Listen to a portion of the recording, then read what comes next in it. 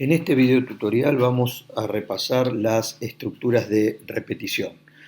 Vamos a abordar tres estructuras que son while, do while y for, y vamos a ver cómo funciona cada una de ellas y las diferencias que tienen. Vamos a analizar primero la estructura while. La estructura while básicamente lo que nos permite es repetir un proceso, uno o más procesos, una cantidad de veces, hasta que una condición deja de ser verdadera. Cuando esa condición deja de ser verdadera, el cursor se posiciona a ejecutar la próxima línea por fuera del bloque while. El diagrama de flujo de esta estructura es el siguiente. Asumamos que en este nodo comienza el while comienza con una condición, siempre va a estar establecida una condición. En este ejemplo es que hace igual a n.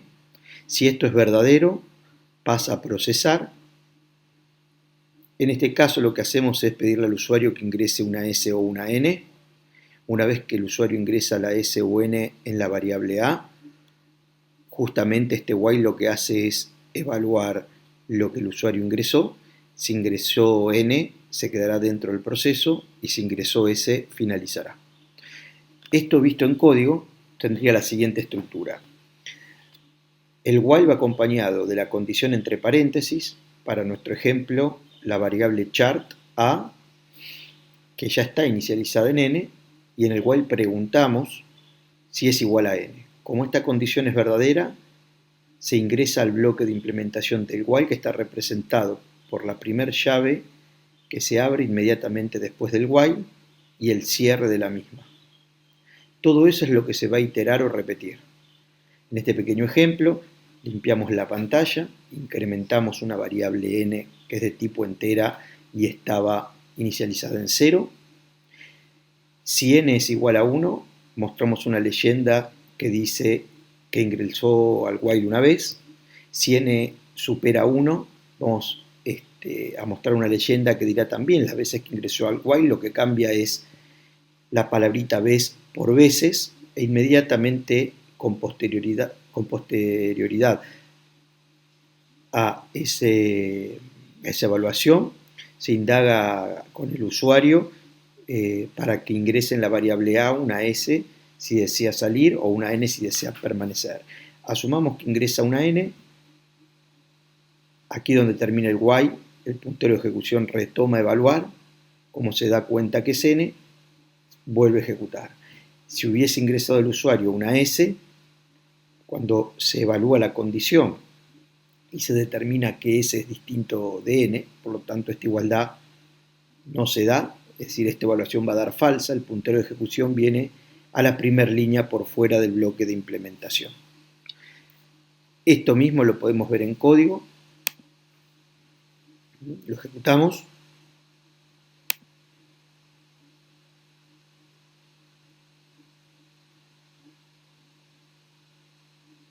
Mientras nosotros oprimamos n, la condición del while es verdadero, entonces nos va mostrando, ingresó una vez, ingresó 2, 3, 4 veces. Cuando ingresamos S, que en realidad no es por la S, sino porque es distinto de n, el programa termina su ejecución.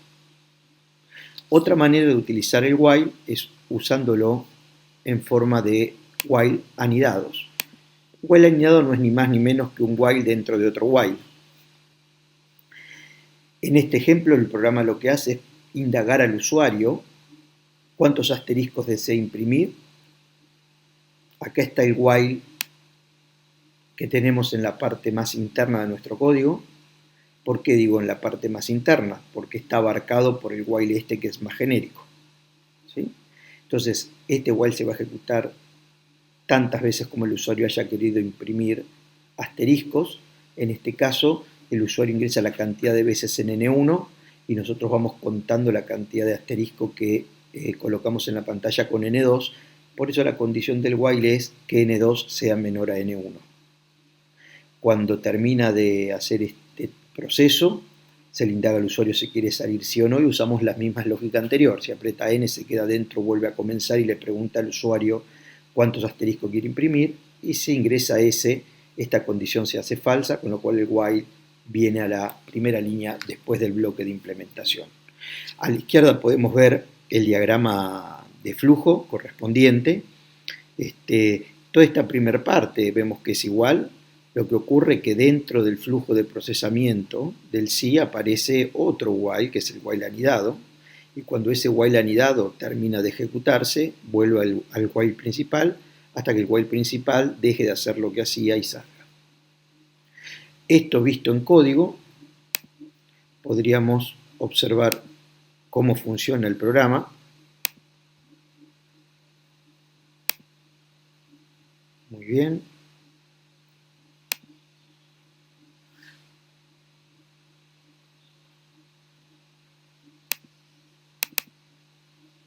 Aquí tenemos nuestro programa. Aquí podemos ver claramente el while que está más anidado dentro de lo que es el bloque de implementación del while principal.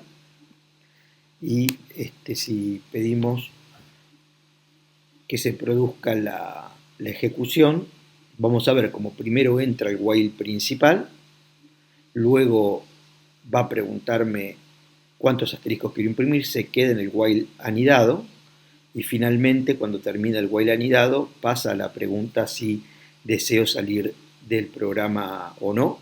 En caso de no desear salir del programa, recomenzará, limpiará la pantalla, inicializará la variable y vuelve a indagar al usuario sobre cuántos asteriscos desea ingresar. Bien, ahí se está cargando el programa.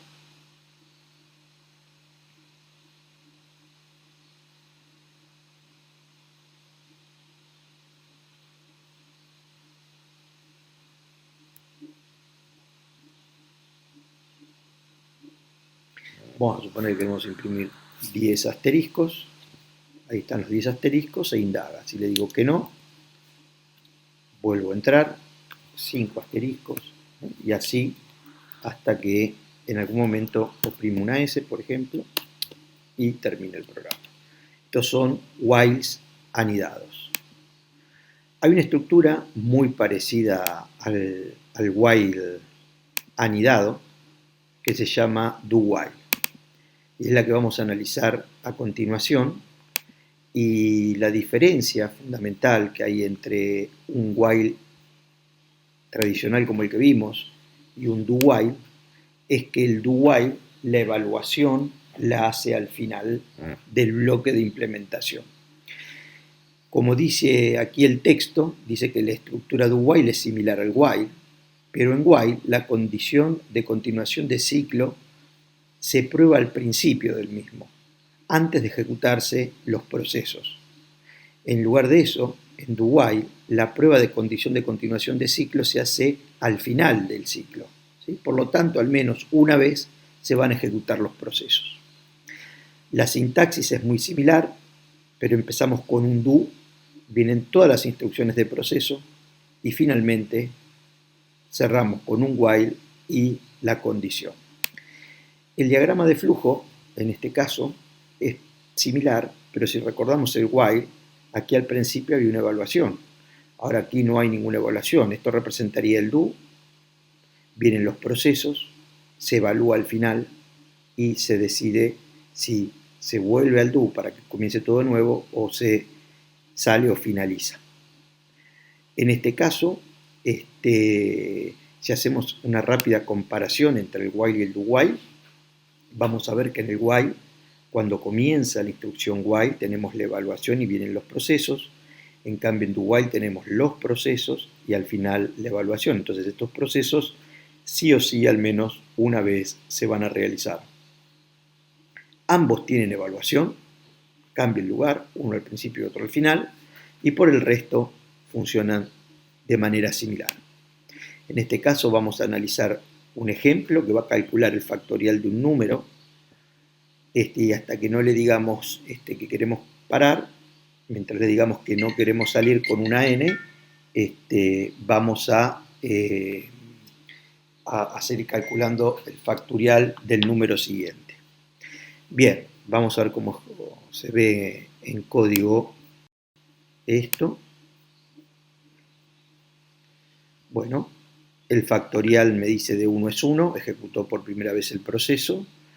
Dice, si permanece dentro del programa, se calculará el factorial del próximo número, si desea salir S o N para no. Voy a poner no, N, me calculo el factorial de 2, y en la medida que le vaya poniendo N, me calculo el factorial de 3, el factorial de 4, el factorial de 5, y así sucesivamente, hasta que en algún momento salga.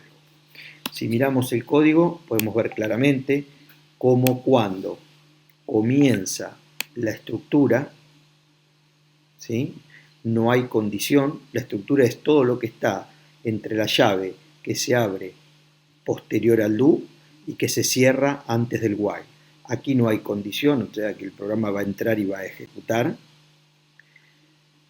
Digamos, indagamos en este caso al usuario si desea quedarse o no quedarse, y a partir de ahí evaluamos. Si esta condición daría falso, va a ejecutar esto una vez, sale y viene a la instrucción próxima al while, con lo cual terminaría el programa.